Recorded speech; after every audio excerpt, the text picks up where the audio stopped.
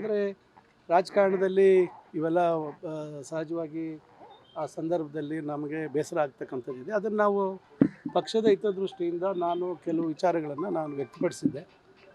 ಈಗ ನಾನು ಆವತ್ತೂ ಭಾಳ ಸ್ಪಷ್ಟವಾಗಿ ಹೇಳಿದ್ದೆ, 2028ಕ್ಕೆ ಮತ್ತೆ ನಾವು ಪಕ್ಷ ಒಗ್ಗಟ್ಟಾಗಿ ನಾವು ಕೆಲಸ ಮಾಡಬೇಕು ಮತ್ತು ಮತ್ತೆ ಪಕ್ಷವನ್ನು ಅಧಿಕಾರಕ್ಕೆ ತರುವಂಥದ್ದಕ್ಕೆ ನಾವೆಲ್ಲ ಒಟ್ಟಾಗಿ ಇರಬೇಕು ಅಂತಕ್ಕಂಥ ಮಾತು ಹೇಳಿದ್ದೆ. ಅದೇ ರೀತಿಯಾಗಿ ನನಗೆ AICCಯ ನಮ್ಮ ಪ್ರಧಾನ ಕಾರ್ಯದರ್ಶಿಯಾಗಿರ್ತಕ್ಕಂಥ ಸುರ್ಜೇವಾಲಾ ಸಾಹೇಬರು ಮಾತಾಡಿದರು.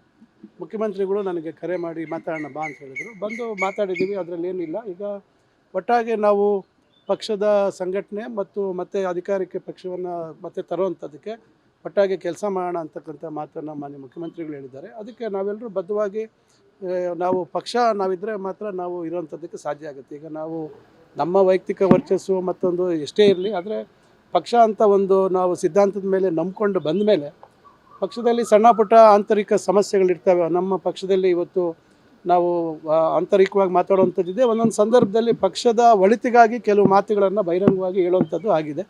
ಆದ್ದರಿಂದ ಈಗ ಆಗಿರ್ತಕ್ಕಂಥದ್ದೆಲ್ಲ ನಾವು ಅದನ್ನು ಹಿಂದೆ ಬಿಟ್ಟು ಈಗ ಎಲ್ಲರಿಗೂ ಅವಕಾಶ ಬೇಕು. ಈಗ ಭಾಳಷ್ಟು ಜನ ಹಿರಿಯರಿದ್ದಾರೆ, ಎಲ್ರಿಗೂ ಅವಕಾಶ ಕೊಡಬೇಕು. ಆ ಕಾರಣದಿಂದ ಈ ಥರ ಆಗಿದೆ ಅಂತಕ್ಕಂಥ ಮಾತನ್ನು ಮುಖ್ಯಮಂತ್ರಿಗಳು ಹೇಳಿದ್ದಾರೆ. ಅದರಿಂದ ಅದನ್ನು ನಾವು ಸಮಾಧಾನವಾಗಿ ಅವರ ಮಾತನ್ನು ಆಲಿಸಿ ಅವರ ಸಮರ್ಥನೆ ಏನಿತ್ತು, ಯಾವ ಕಾರಣಕ್ಕಾಗಿ ಈ ರೀತಿ ಆಗಿದೆ ಅಂತಕ್ಕಂಥದ್ದನ್ನು ನಾವು ಅರ್ಥ ಮಾಡಿಕೊಂಡು ಒಟ್ಟಾರೆಯಾಗಿ ಪಕ್ಷವನ್ನು ಮುಂದಿನ ದಿನಗಳಲ್ಲಿ ಮತ್ತಷ್ಟು ಬಲಿಷ್ಠಗೊಳಿಸ್ತಕ್ಕಂಥದ್ದಕ್ಕೆ ನನ್ನ ಒಂದು ಸಹಕಾರ ಸಂಪೂರ್ಣ ಇರ್ತದೆ ಮುಖ್ಯಮಂತ್ರಿಗಳಿಗೆ ಅಂತಕ್ಕಂಥ ಭರವಸೆಯನ್ನು ಕೊಟ್ಟಿದ್ದೀನಿ.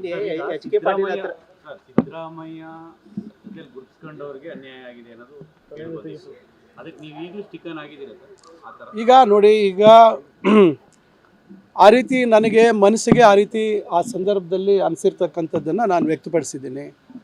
ಈಗ ಮಾನ್ಯ ಮುಖ್ಯಮಂತ್ರಿಗಳು ಅದನ್ನು ಸಂಪೂರ್ಣವಾಗಿ ನನ್ನ ಗ್ರಹಿಕೆ ಏನಿತ್ತು ಅದರ ವಸ್ತುಸ್ಥಿತಿಯನ್ನು ಹೈಕಮಾಂಡ್ ಮಟ್ಟದಲ್ಲಿ ಏನೆಲ್ಲ ಚರ್ಚೆಗಳಾಯಿತು ಅಂತಕ್ಕಂಥ ವಿಚಾರವನ್ನು ಎಳೆಯಾಗಿ ಅವರು ಬಿಡಿಸಿ ಹೇಳಿದ ಮೇಲೆ ಬಹುಶಃ ಇದು ಪಕ್ಷದ ಸರ್ವಾಂಗೀಣ ಎಲ್ಲರ ಯಾರು ಹಿರಿಯರಿದ್ದಾರೆ, ಯಾರು ಇವತ್ತು ಮಂತ್ರಿಗಳಾಗಬೇಕು ಅಂತಕ್ಕಂಥ ಬಯಕೆ ಇರ್ತಕ್ಕಂಥ ಅವರ ಮನದಾಳಗಳು ಏನಿತ್ತು ಅಂತಕ್ಕಂಥದ್ದನ್ನು ಅವರು ನನ್ನ ಜೊತೆ ಮುಕ್ತವಾಗಿ ಚರ್ಚೆ ಮಾಡಿ ಹೇಳಿದ ಮೇಲೆ ಒಟ್ಟಾರೆಯಾಗಿ ಪಕ್ಷ ಇವತ್ತು ನಮಗೆ ಮುಖ್ಯ. ಪಕ್ಷವನ್ನು ಸದೃಢ ಮಾಡ್ತಕ್ಕಂಥದ್ದು ನಾವೆಲ್ಲರೂ ಒಟ್ಟಿಗೆ ಸೇರಬೇಕು. ಯಾರು ಒಬ್ಬರಿಂದ ಪಕ್ಷವನ್ನು ಕಟ್ಟಲಿಕ್ಕೆ ಸಾಧ್ಯ ಇಲ್ಲ.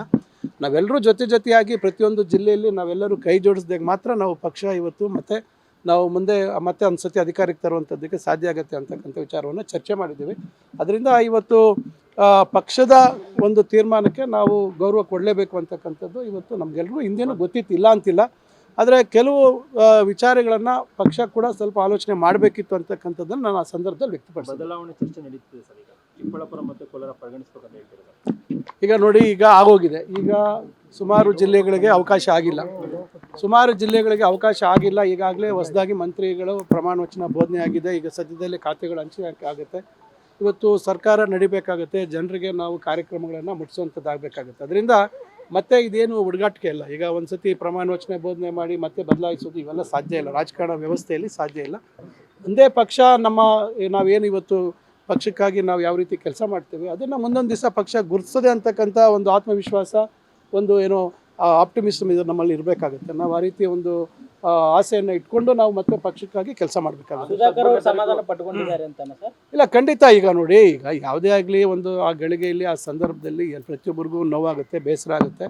ಆ ಸಂದರ್ಭದಲ್ಲಿ ಕೆಲವು ಮಾತುಗಳನ್ನು ನಾವು ಹೇಳಿದ್ದೀವಿ, ಇಲ್ಲ ಅಂತ ನಾನು ಹೇಳೋದಿಲ್ಲ. ಅದು ಮಾತಿಂದ ನಾನು ಹಿಂದೆ ಹೋಗೋದು ಇಲ್ಲ.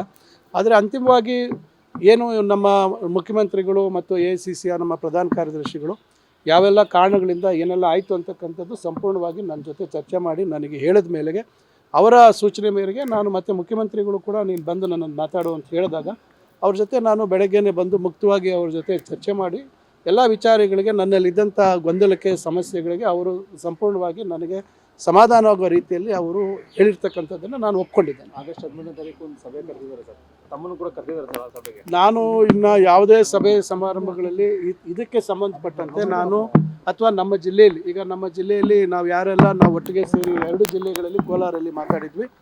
ನಾವೆಲ್ಲರೂ ಈಗ ಪ್ರತ್ಯೇಕವಾಗಿ ಎಲ್ಲರೂ ಬಂದು ಮಾತಾಡಿದ್ದಾರೆ. ಮತ್ತೊಂದು ಸತಿ ನಾವೆಲ್ಲರೂ ಬಂದು ನಮ್ಮ ಜಿಲ್ಲೆಗಳಿಗೆ ಸಂಬಂಧಪಟ್ಟಂಥ ಕೆಲವು ಏನು ರಾಜಕೀಯ ಗೊಂದಲಗಳು ಸೃಷ್ಟಿ ಆಗ್ಬೋದು ಮುಂದೆ ಅಂತಕ್ಕಂಥದ್ರ ಬಗ್ಗೆ ಮಾನ್ಯ ಮುಖ್ಯಮಂತ್ರಿಗಳ ಜೊತೆ ನಾವೆಲ್ಲರೂ ಮತ್ತೊಂದು ಸತಿ ಬಂದು ಅದನ್ನು ಚರ್ಚೆ ಮಾಡಿ ನಾವು ಪಕ್ಷ ಬಲಿಷ್ಠ ಮಾಡ್ತಕ್ಕಂಥದ್ದಕ್ಕೆ ನಾವೆಲ್ಲರೂ ಒಟ್ಟಾಗಿ ಕೆಲಸ ಮಾಡ್ತೀವಿ ಅಂತಕ್ಕಂಥ ಭರವಸೆಯನ್ನು ನಾವು ಒಟ್ಟಾಗಿ ಬಂದು ಮತ್ತೆ ಮುಖ್ಯಮಂತ್ರಿಗಳಿಗೆ ಕೊಡ್ತೇವೆ ನಾವು. ಎಚ್ ಕೆ ಪಾಟೀಲ್ ಅವರು ಕರೆದಿರೋ ಸಭೆ ಸರ್ ಅದು ಆಗಸ್ಟ್ ಇಲ್ಲ, ನನಗೇನು ಮಾಹಿತಿ ಇಲ್ಲ. ಎಚ್ ಕೆ ಪಾಟೀಲ್ ಅವರು ಭಾಳ ಹಿರಿಯರು, ನಮ್ಮ ಕುಟುಂಬಕ್ಕೆ ಭಾಳ ಆತ್ಮೀಯರು, ನಮ್ಮ ತಂದೆಯವ್ರ ಜೊತೆ ಮಂತ್ರಿಗಳಾಗಿ ಕೆಲಸ ಮಾಡಿರ್ತಕ್ಕಂಥವ್ರು, ನನಗೂ ಅವರು ಭಾಳ ಆತ್ಮೀಯರು. ಆದರೆ ಅವ್ರು ಯಾರೂ ಇದುವರೆಗೂ ಇದು ವಿದ್ಯಮಾನಗಳಾದಂಥ ಸಂದರ್ಭದಿಂದ ಅವ್ರು ನನಗೆ ಸಂಪರ್ಕ ಮಾಡಿಲ್ಲ, ನಾನು ಅವ್ರ ಜೊತೆ ಮಾತಾಡಿಲ್ಲ. ಆದರೆ ಈಗ ಮುಖ್ಯಮಂತ್ರಿಗಳ ಜೊತೆ ಮಾತಾಡಿದ ನಂತರ ಅಂಥದ್ದು ಯಾವುದಕ್ಕೂ ನಾವು ನಾನಂತೂ ಅಥವಾ ನಮ್ಮ ಕೋಲಾರ ಜಿಲ್ಲೆ ಏನು ಅವಿಭಜಿತ ಕೋಲಾರ ಜಿಲ್ಲೆ ನಾವು ಯಾರು ಆ ರೀತಿಯಾಗಿ ನಾವು ಯಾವುದೋ ಸಭೆಗಳಲ್ಲಿ ಪಾಲ್ಗೊಳ್ಳೋದಿಲ್ಲ. ನಿಮ್ಮ ಅಸಮಾಧಾನ ಬಗೆಹರಿದೆ. ನಾರಾಯಣ ಸ್ವಾಮಿ ಅವರು ಕಡಿಮೆ ಆಗಿಲ್ವಲ್ಲ ಸರ್? ನಾರಾಯಣ ಸ್ವಾಮಿ ಅವರು ಇದೆ, ನಾವು ನಾರಾಯಣ ಸ್ವಾಮಿ ಅವ್ರನ್ನ ಮಾತಾಡ್ತೀವಿ. ಮುಖ್ಯಮಂತ್ರಿಗಳ ಹತ್ರ ನಿನ್ನೆ ಮಾತಾಡಿದ್ದಾರೆ. ಸಹಜವಾಗಿ ಈಗ ನಾವೆಲ್ಲ ಈಗ ತಣ್ಣಗಾಗಲಿಲ್ವಾ, ಅದರಿಂದ ಇವೆಲ್ಲ ನಾವು ವಸ್ತುಸ್ಥಿತಿಗಳನ್ನು ನಾವು ಅರ್ಥ ಮಾಡ್ಕೊಳ್ತಾ ಇದ್ದೀವಿ. ಯಾಕಂದರೆ ನಾವೆಲ್ಲ ಮೊನ್ನೆ ರಾಜಕಾರಣಕ್ಕೆ ಬಂದವರಲ್ಲ. ಅದರಿಂದ ಸಹಜವಾಗಿ ಆ ಸಂದರ್ಭದಲ್ಲಿ ಬೇಸರ ಆಗಿದೆ ನಮಗೆ, ಅದನ್ನು ವ್ಯಕ್ತಪಡಿಸಿದ್ದೀವಿ. ಈಗ ಪಕ್ಷ ಮುಖ್ಯ ನಮಗೆ. ಇವತ್ತು ಪಕ್ಷವನ್ನು ನಾವು ಮುನ್ನಡೆಸಬೇಕು. ಯಾಕಂದರೆ ನಮ್ಮ ಅವಶ್ಯಕತೆ ಪಕ್ಷಕ್ಕಿದೆ, ಆ ಪಕ್ಷಕ್ಕೆ ಪಕ್ಷದ ಅವಶ್ಯಕತೆ ನಮಗಿದೆ. ಅದರಿಂದ ನಾವು ಅದನ್ನು ಮನಗಂಡಿರ್ತಕ್ಕಂಥವ್ರಾದ್ರಿಂದ ನಾವು ಯಾವುದೇ ರೀತಿ ಗೊಂದಲಕ್ಕೆ ಇನ್ನು ಆಸ್ಪದ ಕೊಡಬಾರ್ದು ಅಂತಕ್ಕಂಥ ತೀರ್ಮಾನ ಮಾಡಿದ್ದೀವಿ.